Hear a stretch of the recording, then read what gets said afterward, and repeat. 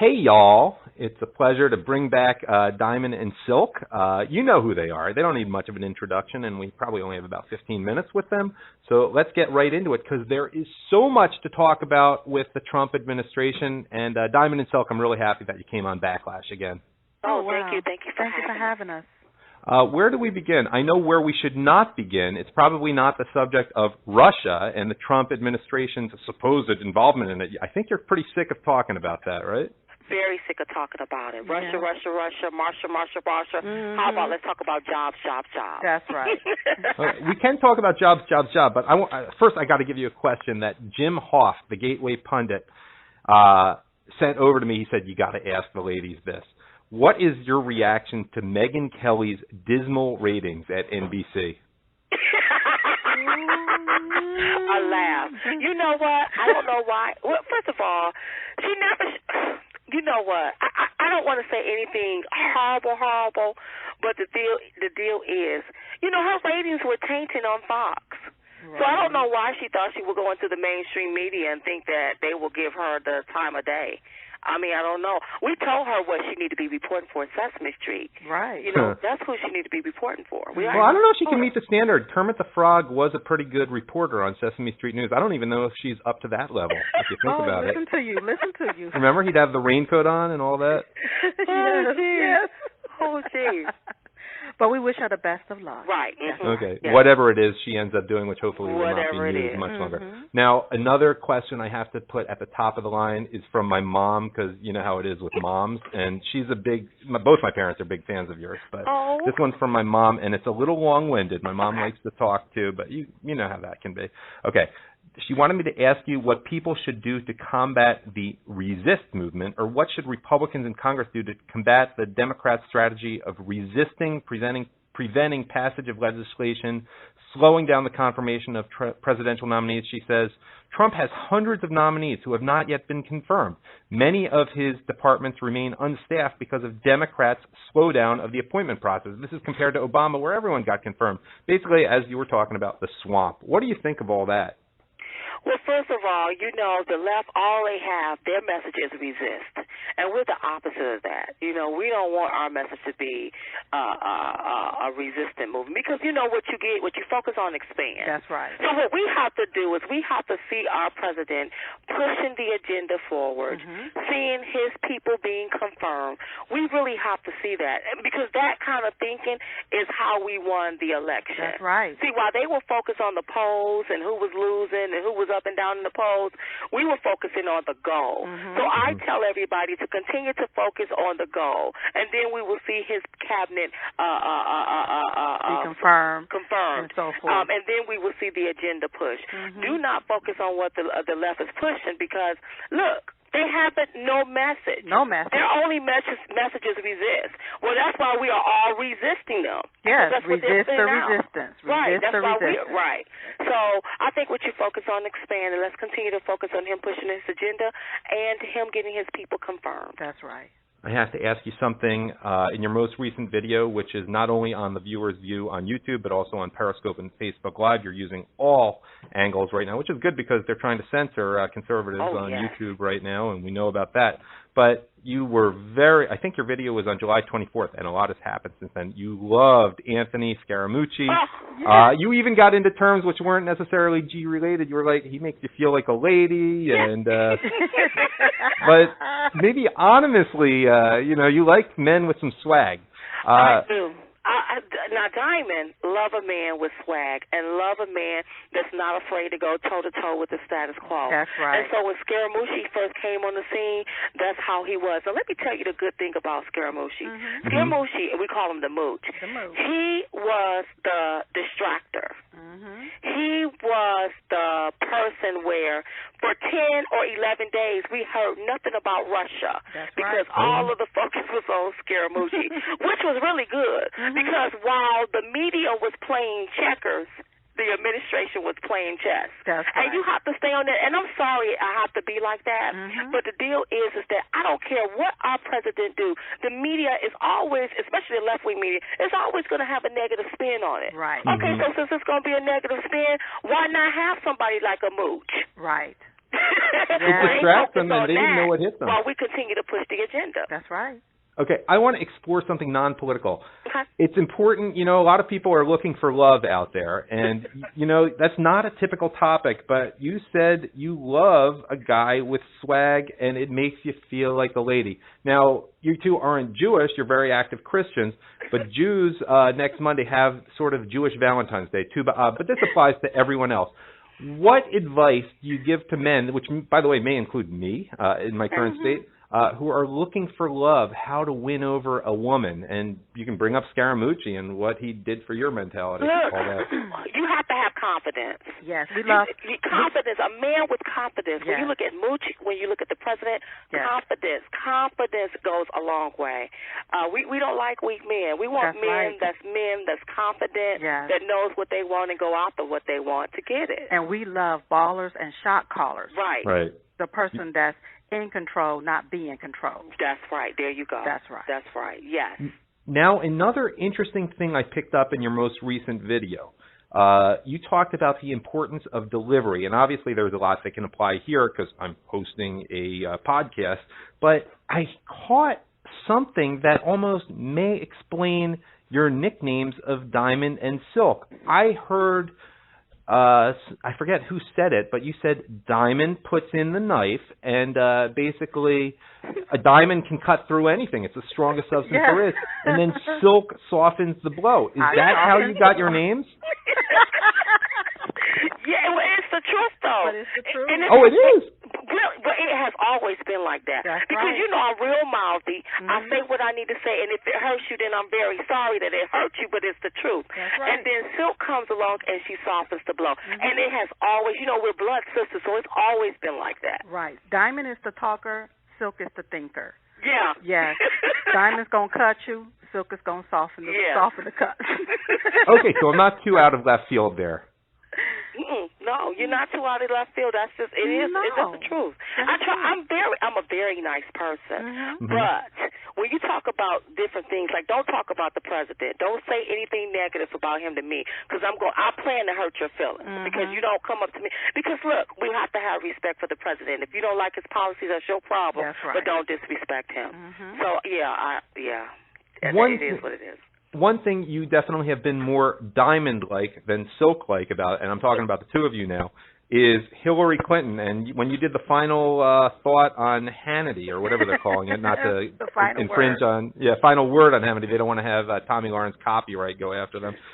You had some harsh diamond-like things to say about Hillary Clinton and the swamp and even the title of her book. And I want to see if you want to update what you said there over here. Well, basically, she's walking around here like she don't have a clue, and really, she wrote a book about it. She even asking what happened. It is so sad when you cannot take full responsibility for you losing the election. Right. When you had the media on your side, when you had the very fake news on your side, you still lost. And it's time for Hillary Clinton to take personal responsibility that she was the reason she lost this election, because she had no message. Right. She had no message. She had no solution. Nah. Donald Trump had a message, and he had a solution. That's right. While she was running around with a bottle of hot sauce, President Trump was saying how jobs is going to come back here to America. While she was somewhere on stage doing the nay-nay, Donald Trump was talking about securing America. So he had the message and he had the solution for the issues that was going on here in this country. And that's what she get for tap dancing. You should have been out there tap dancing. You should have been giving people solutions. That's right. And interestingly, jobs, the media seems not to be talking about that for some reason. Do you think it might be because of Trump's success in creating jobs? Absolutely. They do not want to show how successful this man have been in the past, 6-7 months. That's right. 6 or 7 months. Look at the job numbers. Look at the stock market. If you have a 401k plan, look at your portfolio. It looks good today. I mean, he is doing a phenomenal job. But they don't want to talk about any of that. They always take negative stories and spin it, especially the left-wing media and the very fake news. And their eye is to paint our president as the worst president ever. But thank God for Twitter and Facebook. That's right. Because he gets the word out, and his supporters can hear the naked, nasty truth. One thing, another person, I have a feeling you're going to be much more diamond than silk on, is Debbie Wasserman Schultz and all the things we're learning about her, the Awan brothers, and just the Democratic National Committee in general. You know what? Somebody may be going to jail. Mm-hmm. But what I don't understand is, why isn't the media talking about that? You know, you wake up, all you hearing is about is some Russia stuff. But why aren't they talking about the DNC and Debbie Wasserman Schultz? That's right. And this guy. You know, was she dating this guy? How did this guy? I mean, why isn't all of this being talked about? Especially with the Seth Rich angle. There are pictures supposedly of Awan with Seth Rich a few hours before he was killed. Okay. Hello. So see, okay, okay, but nobody is talking about that. But then they want to spin a story about somebody suing somebody for pushing a story of this and that. It's the craziest thing. Yeah. It's the craziest thing. I don't know. It's the craziest thing. We have to stay on message. But it is what it is. We know that the Democrats is nothing but rats. That's basically all they are, and they've done a lot of detrimental things to this country. And with a Democrat president being in office for 8 years, and have did absolutely nothing to benefit the American people here in this country. No, we need and we have exactly who we voted for, President Trump. He is doing a magnificent job. He's done more in the last 6 months than President Obama have did in the last 8 years. That's right. Speaking of rats, I loved your comment on Hannity when you said sometimes it's hard to drain the swamp when you have rats clogging the pipes. That's right. When you have snakes bringing in the rats. I don't know where John McCain fits in with that, and obviously he has brain cancer, but it's not like he's waiting online at a VA hospital for it. What's your general thought about John McCain right now, especially in regard to Obamacare? You know what? First of all, our condolences go out to John McCain. I hope he get well. But, you know, he campaigned on, I will repeal and replace this. That's right. Only to get there and vote against it. You know, I have no words because I don't think I know my words will hurt his feelings very, very, very, very just horribly. And I don't like to kick people when they're down. But, you know, first of all, maybe it's time for us to repeal and replace some of these people. That's right. Because we control the Senate, and this should be passed, okay? Right. You have millions of people. They can't afford this. That's right. You got them paying $8,000 to $1,000 a month. They got a card with no care. That's then right. they got to pay these high deductibles. And then if they don't get this stuff, then they got to pay another mandate. This is crazy. This is ridiculous. This Obamacare was built on a lie. And everybody should have stood in solidarity. Let's vote against this here. We're going to either repeal or replace it or just let it debunkle, and then we'll rebuild it back up. We're going to have to do something because it's going to fail. That's people are still without health care. And if Obamacare was so great, then why did the Senate exempt themselves from That's Obamacare? right. Why don't they have it? Why are they trying to make us keep it, but they don't have it? That's right. Yeah.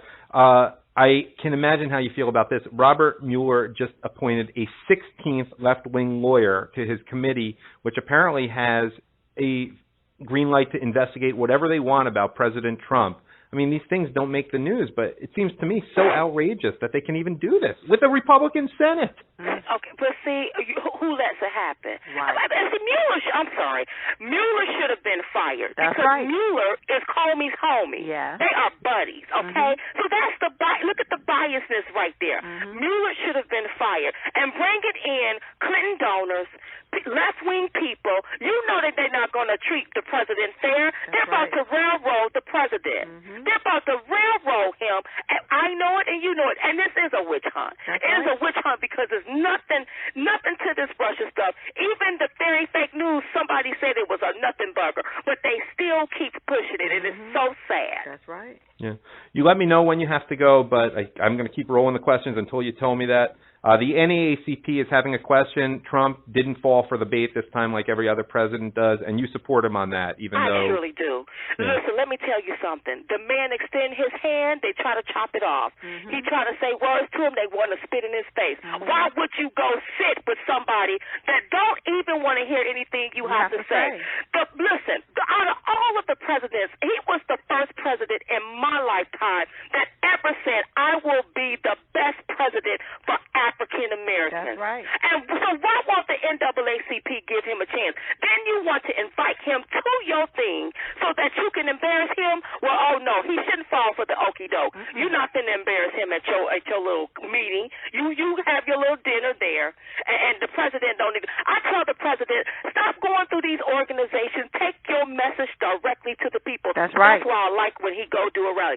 Go to the people and take your message. Forget about all of these organizations, because most of these organizations are working for their own greed and not the need of people. That's right. And that's where the problem comes in. And the CBC and the NAACP do not speak for me. That's right. They don't speak for all of us. No. So take your message to the people.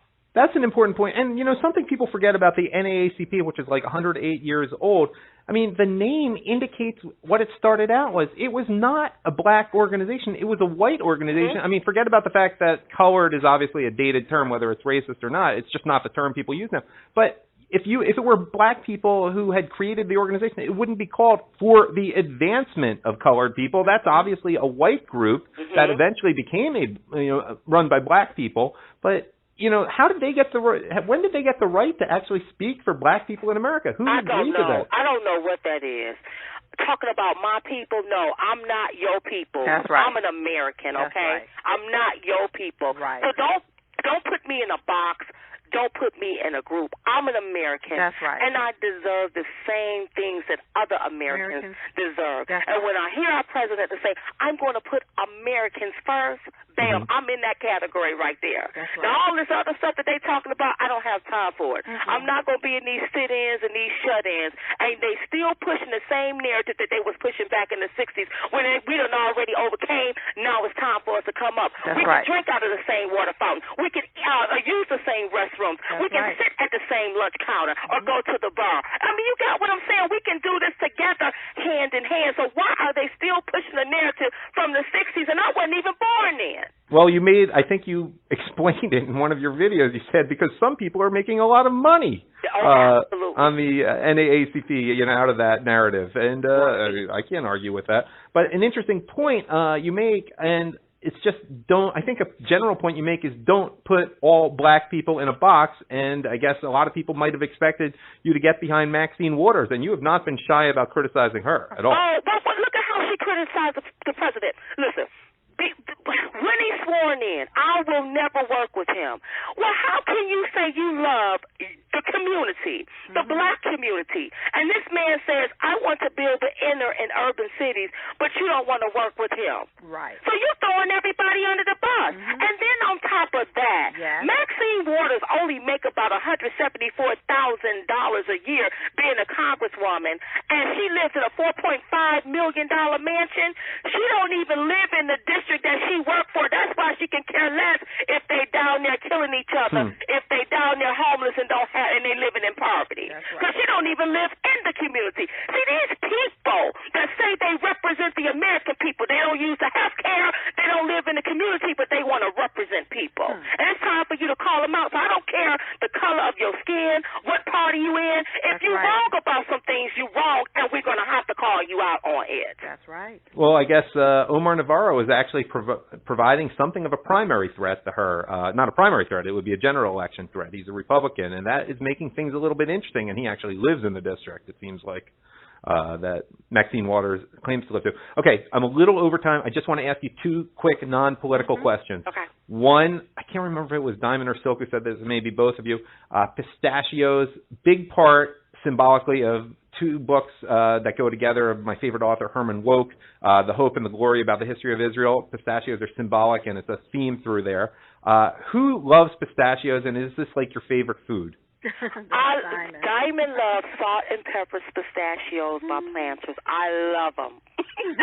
I eat them by the bag, so I am a lover of that. Yes. So, you eat them by the bag because they definitely have a fat content, so they become I know, a challenge. but they're good for you. They're really good for you, though. Pistachios are good for you. It's a good snack. And if you're, along with the non-G-rated stuff, apparently it's good for a guy's love life, if you know what I mean. But I don't want to talk about that in case kids are listening. But you know what I'm talking about there, right?